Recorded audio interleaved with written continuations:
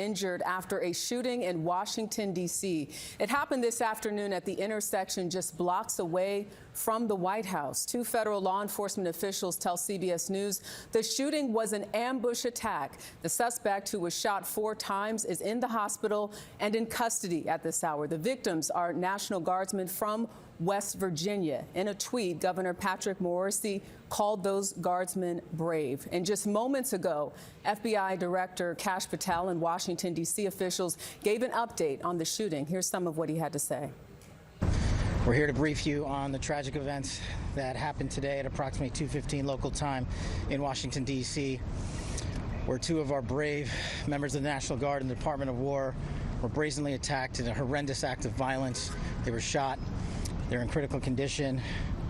As you can see behind me, we have assembled the full force of both the federal and state and local law enforcement agencies to bring bear all of our resources to make sure we find the perpetrators responsible for this heinous act. And make no mistake, they will be brought to justice. Since this is an assault on a federal law enforcement officer, this will be treated at the federal level as an assault on a federal law enforcement officer. The FBI will lead out on that mission with our interagency partners, to include the Department of Homeland Security, Secret Service, ATF, DEA, and we're thankful for the mayor's assistance in this matter, the Metropolitan Police Department and their skills in investigating homicides and gun shootings in this city is exceptional. We will work together collaboratively because this is a matter of national security, because this is a matter of pride. President Trump has been informed. We've been in contact with the White House.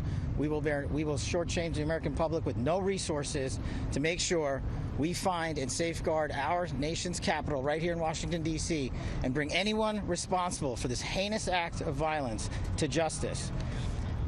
I would lastly like to add to the American public and the world, please send your prayers to those brave warriors who are in critical condition and their families. They are here serving our country.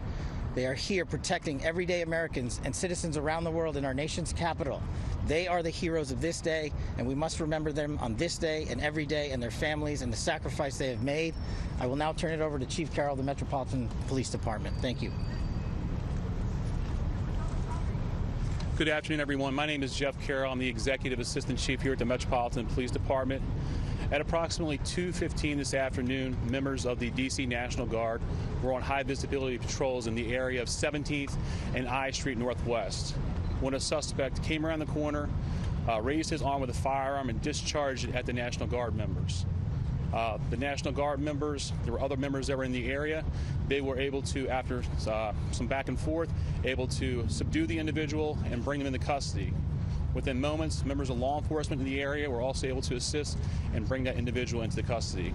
At this time, as the director mentioned, the National Guard members are being treated at a local hospital. DC Fire and EMS responded to the scene to provide first aid for those individuals and transport them to a local hospital. The suspect in this case was also transported for treatment at a local hospital. Madam Mayor. Such a brazen act right before Thanksgiving. The chief there again saying he raised his arm with a firearm and discharged at National Guard's members. I want to turn now to CBS News Homeland Security correspondent Nicole Skenga, who is at that news conference listening in as well. Nicole, what more can you tell us at this hour? Jerika, the scene took place just hundreds of feet behind where I am standing here, just 2 blocks north of the north lawn of the White House, and we're learning new details about that chaotic scene that played out just around 2:15 p.m. near a metro station here in downtown D.C. Of course, we heard from officials just moments ago that 2 members of the National Guard remain in critical condition. We know that at least one of them was medevaced to a local hospital, both there now. The suspect also at an area hospital, also sustaining injuries. We are told that is the extent of the injuries at this time. But senior federal law enforcement officers also telling CBS News that at this time there is believed to be no nexus to the White House or the president, despite the close proximity at which this all played out to the People's House. And we should say I was here just moments after this all happened, and the federal law enforcement presence here here on the scene was enormous, with U.S. Secret Service descending within moments alongside other members of the National Guard who were on what's called high visibility patrol when all of this happened. It was those National Guard members that were able to subdue the suspect here, and federal law enforcement sources telling me that that suspect had a handgun on him at that time. That is the weapon that he raised that you heard law enforcement talking about there. But within moments, other law enforcement members responding from the Metropolitan Police Department, and they were joined shortly thereafter by the U.S. Secret Service, the U.S. Marshal Service, and ATF, all of them coming onto the scene. Now, moving forward, because this is an attack on a federal, is being treated as an attack on federal law enforcement officials, even though the National Guard is something a little bit different. The FBI will lead this investigation along with the Department of Homeland Security. Yeah, Kash Patel mentioning how serious they are taking this matter. Nicole Sganga, thank you so much. Senior White House correspondent Weijia Jiang is also with us. Weijia, remind us of why the National Guard is even in Washington, D.C. to begin with. Yeah, Jerika, you may remember that back in August, this came as an order from President Trump to activate these members of the National Guard as part of what he described as a crime-fighting mission. He often talked about the crime here in the nation's capital, along with gang violence, and so he brought in members from at least 8 states as part of a task force.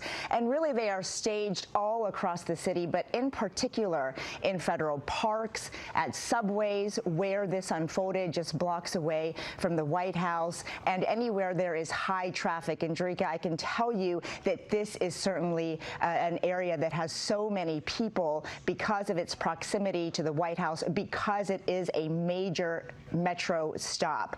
And so it was part of a broader effort, you may remember, too, that the president wanted to deploy these members to major cities. Of course, we saw that unfold in Los Angeles, in Memphis, Tennessee. He also attempted to do it in other cities as well. But just yesterday, President Trump talked about their presence here at an event at the White House. He said they were doing an incredible job and thanked them for their service, Jerika. So he takes a lot of pride in having these members here, even though it has been controversial. In fact, the D.C. Attorney General has filed a lawsuit that is ongoing, saying that that order from President Trump was not a legal one because he doesn't have the authority to intervene in local law enforcement, and that case is ongoing, Jerika. And speaking of the White House, Secretary Pete Hegseth just announced that the president plans to order even more troops to the nation's capital as a result of what happened today.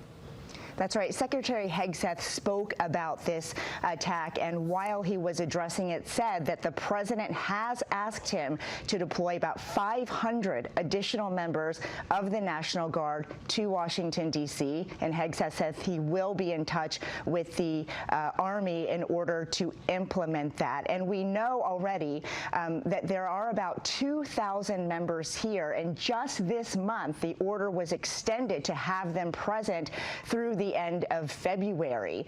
And here in Washington, D.C., it is the D.C. National Guard that has the biggest presence, and then after that, the state of West Virginia. Of course, we know now that the 2 victims in today's attack are from that state. Yeah, definitely praying for their families in that community. Weijia Jiang, thank you. I want to go back to Nicole Sganga. You have some new numbers on targeted and ambush-style attacks on officers, Nicole?